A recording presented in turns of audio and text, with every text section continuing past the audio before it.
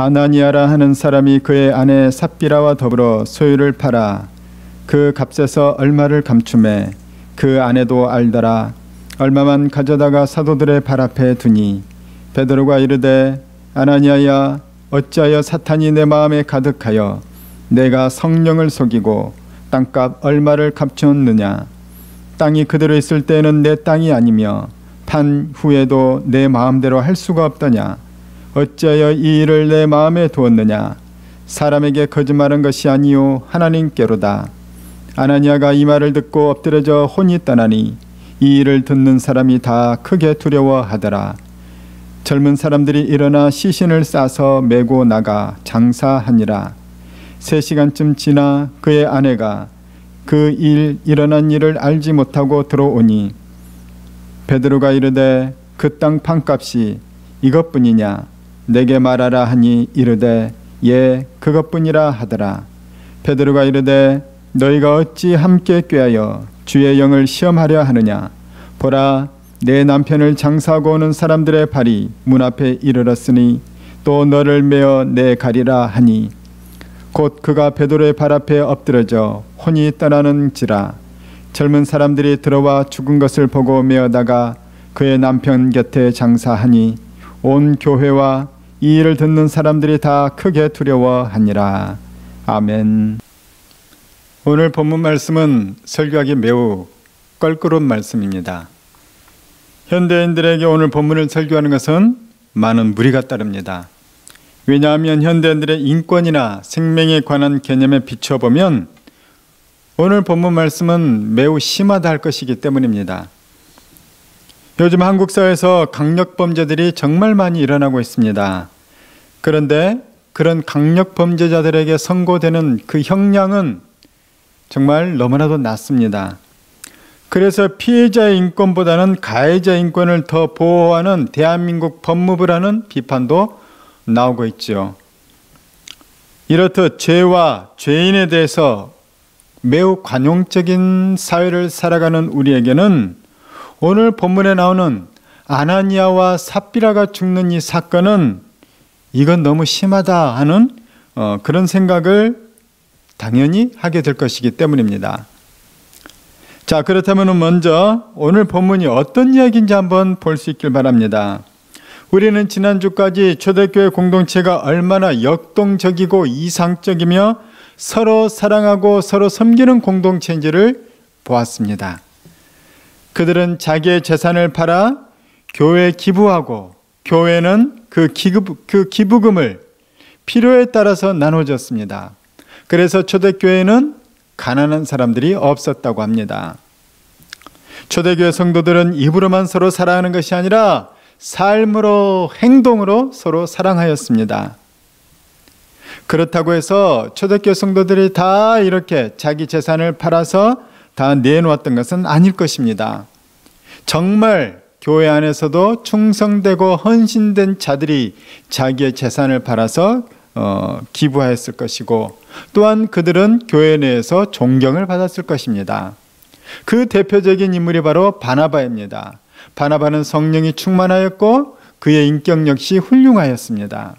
그 내용이 사도행전 4장 36절과 37절에 나옵니다. 자, 이렇게 교회에 헌금을 하고 자기 재산을 내어놓는 이런 훌륭한 사람들에 대한 칭찬과 감동이 늘어나는 이때 어떤 한 가정도 그 일에 동참을 하게 됩니다. 이들은 자기들이 가진 어떤 땅을 팔아서 그 땅판 값을 교회에 헌금하기로 작정을 하였습니다. 그런데 이들 부부가 그 땅을 팔아보니, 그리고 돈을 수중에 넣다 보니까 막상 헌금하려고 하니 그 돈이 아까웠던 것입니다. 그래서 그들은 전부를 드리기로 헌신하였지만 실제로는 판 돈의 일부분만 헌금하게 됩니다. 그 부부의 이름은 바로 아나니아와 삽비라 부부였습니다.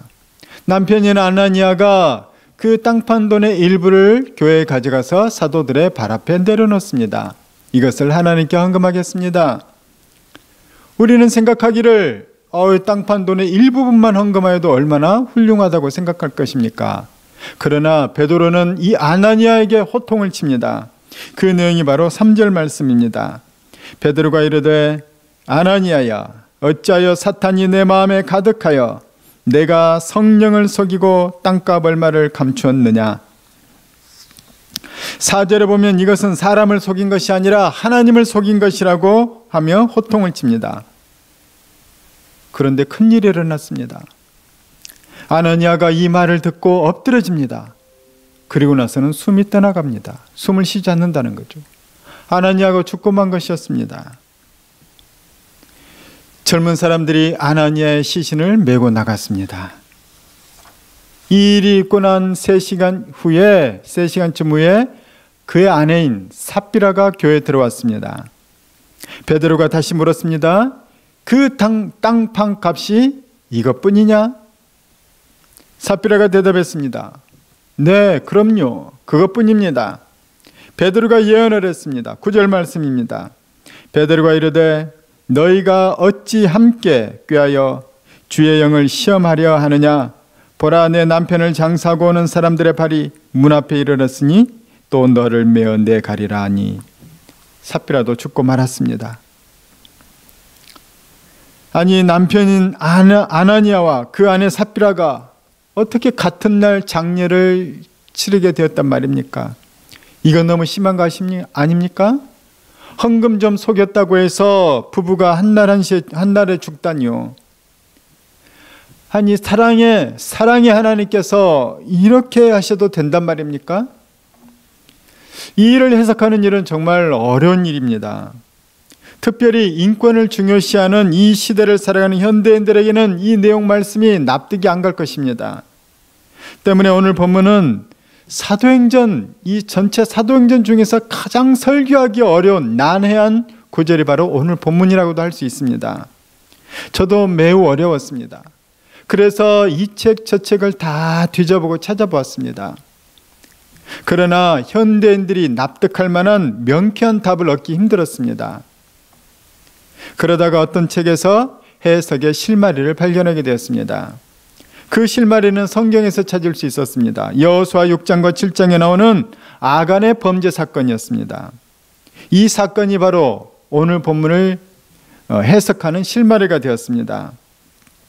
여호수아 6장에 보게 되면 이스라엘 민족이 가나안 땅으로 입성할 때 그들은 난관에 부딪히게 됩니다. 크고 견고한 여리고성이 그들 앞을 가로막았습니다. 하지만 그들은 하나님의 전적인 도우심으로 말미암아 여리고성을 정복하였습니다.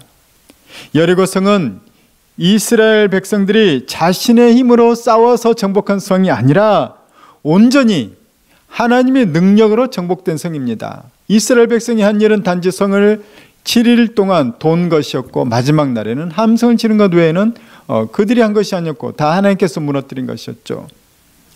여리고성은 요단강을 건너면 나타나는 이 가나안 땅, 이스라엘이 장차 차지하게 될 가나안 땅의 첫 번째 성이 바로 여리고성이었습니다.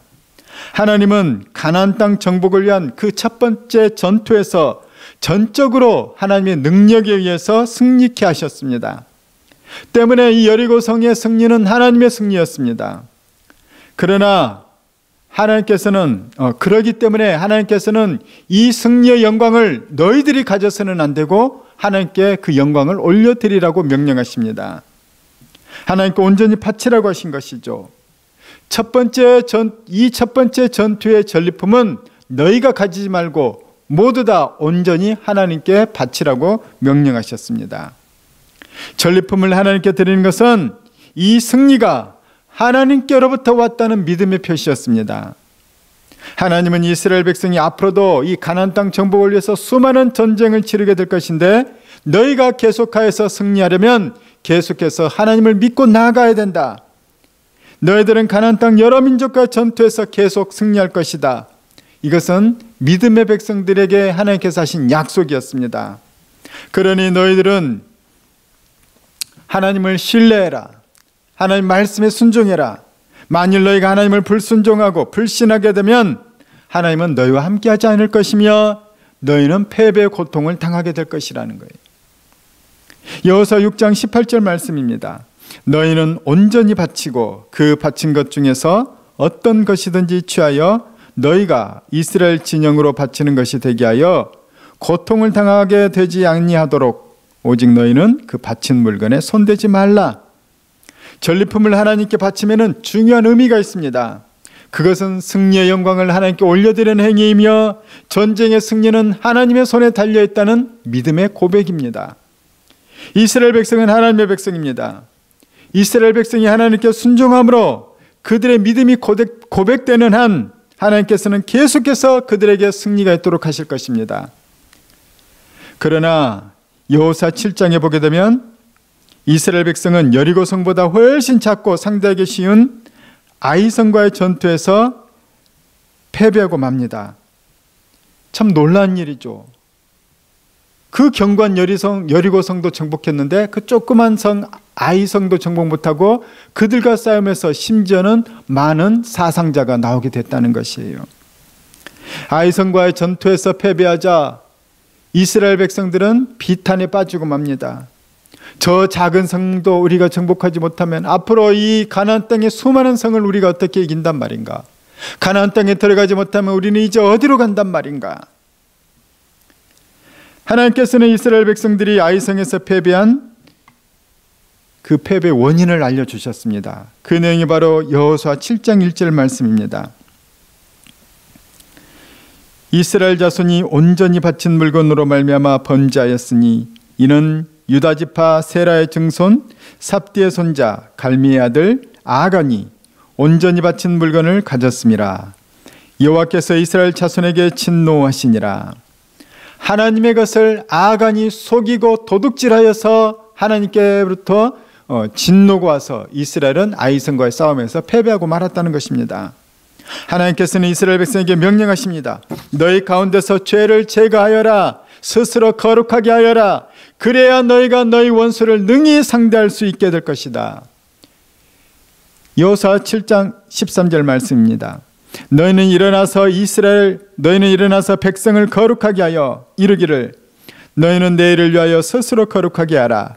이스라엘 하나님 여호와의 말씀에 이스라엘아 너희 가운데 온전히 바친 물건이 있나니 너희가 그 온전히 바친 물건을 너희 가운데서 제거하기까지는 내 원수들 앞에 능히 맞서지 못하리라.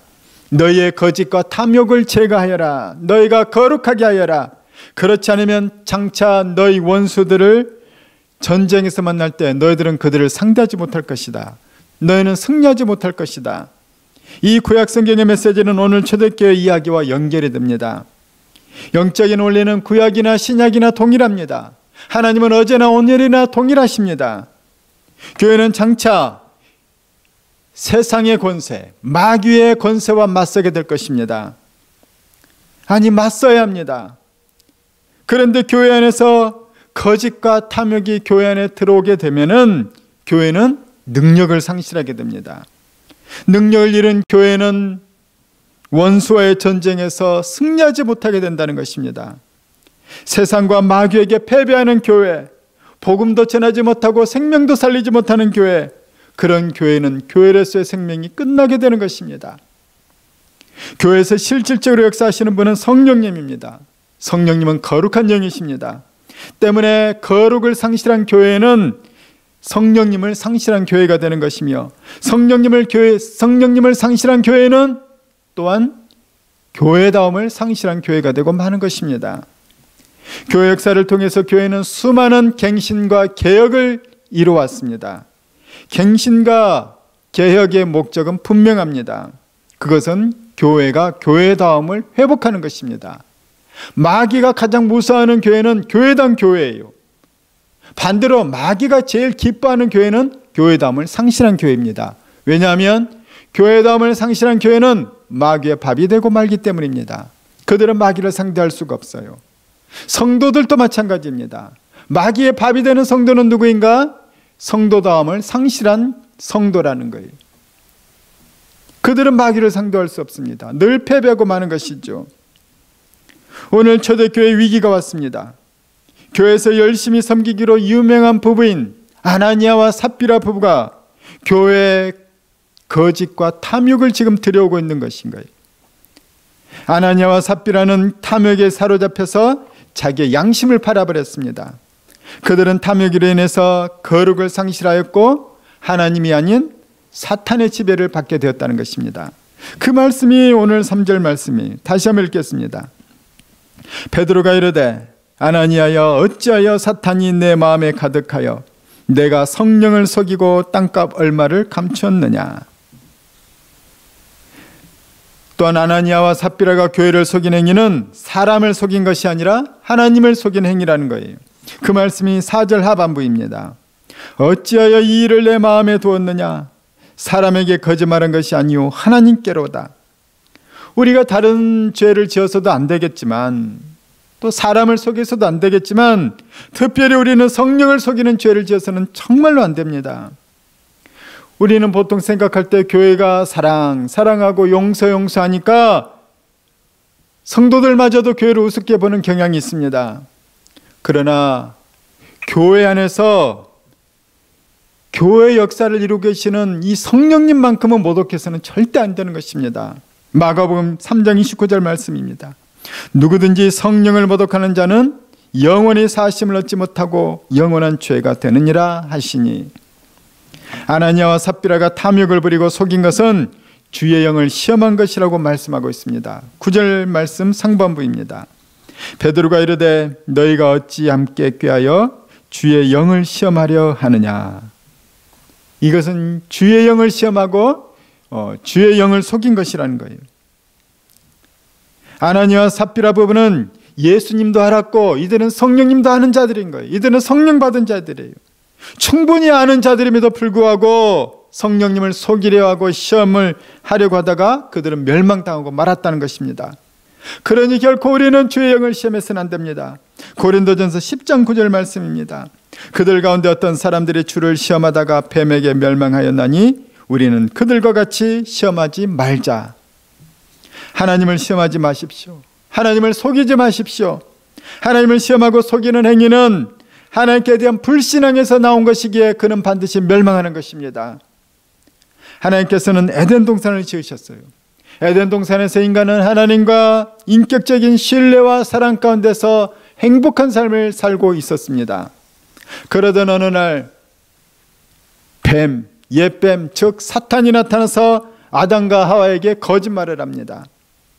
저 선악과를 따먹어라.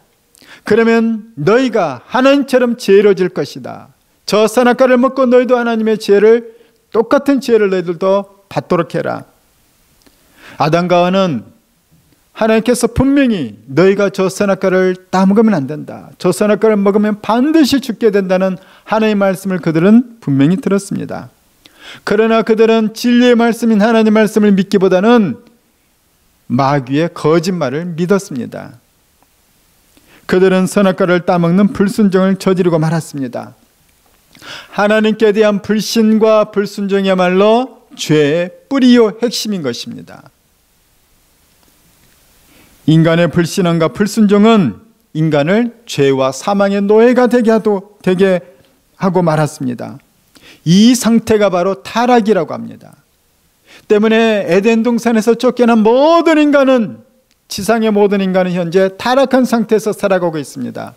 타락한 상태에 살아가는 모든 인간은 죄와 사망의 노예, 비참함 가운데, 저주 가운데 있다는 것입니다.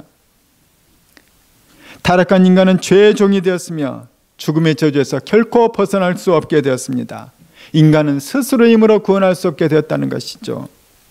그래서 인간을 죄와 사망으로부터 구원하시기 위하여, 이 타락으로부터 구원하기 위하여 하나님의 아들이신 예수님께서 이 땅에 내려오셨습니다. 예수님은 십자가에서 우리의 죄와 사망과 타락을 다 짊어지셨습니다. 십자가에서 그 모든 무거운 짐을 지고 우리 대신에 죽으셨습니다. 누구든지 이 예수님을 믿으면 나의 죄와 사망과 타락은 예수님이 대신 짊어지게 되고 나는 이제 그것으로부터 벗어나 예수님의 의를 덧입어 의롭게 되는 것입니다.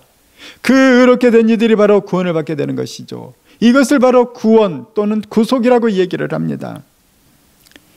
그러나 예수님의 십자가의 죽음은 결코 가벼운 게 아니었습니다. 이것은 십자가는 한없이 무겁고 한없이 버겁고 힘들고 고통스러운 것이었습니다. 그러나 예수님은 인류 대속을 위한 십자가 사명을 끝까지 온전히 감당하셨습니다. 빌라도는 예수님을 십자가 못 박기 전에 예수님께 먼저 채찍질형을 내렸습니다. 선고했습니다. 왜냐하면 빌라도는 예수님이 누명을 쓴 것을 알았어요. 그래서 예수님을 채찍을 때리고 대신에 풀어주고 싶었던 것이죠. 예수님께서 로마의 그 무서운 채찍을 맞아서 살점이 뜯겨나가고 또한 살점이 터져서 온몸이 피투성이가 되는 그 모습을 보게 되면 유대인들이 그 모습을 보고 예수님께 동정심을 가져서 십자가 사형만큼은 시키지 말아달라고, 이 6월절에 죄인 사면권이 있는데 예수님께 그 사면권을 써서 풀어달라고 할 줄 알았던 거예요. 그런데 빌라도의 이 순수한 계획은 빗나갔죠. 예수님은 온전히 그 로마의 잔인한 채찍을 때리는 대로 다 맞았습니다. 온몸이 피투성이 되도록 예수님은 다 맞았죠. 하지만 이것은 이사야 53장 말씀의 예언이 되었습니다. 그가 채찍에 맞음으로 너희가 나음을 입었고, 예수님은 그가 채찍에 맞아 죄의 독으로부터 우리가 나음을 얻도록 로마 군병들이 내리치는 모든 채찍을 온전히 다 맞으셨습니다. 예수님은 온전히 그것을 다 맞으셨던 거예요. 예수님은 끝까지 그리고 십자가에서 내려오지 않으셨습니다. 군중들은 소리쳤습니다. 내가 만약 하나님의 아들이거든 그 십자가에서 내려와라, 이렇게 조롱했지만 예수님은 끝까지 내려오지 않고 십자가 사명을 감당하셨다는 거예요. 예수님은 자신을 온전히 드렸습니다. 십자가에서 가만히 매달려 있으면 그 못 박힌 팔과 발에 체중이 가해지기 때문에 이것은 견딜 수가 없는 거예요.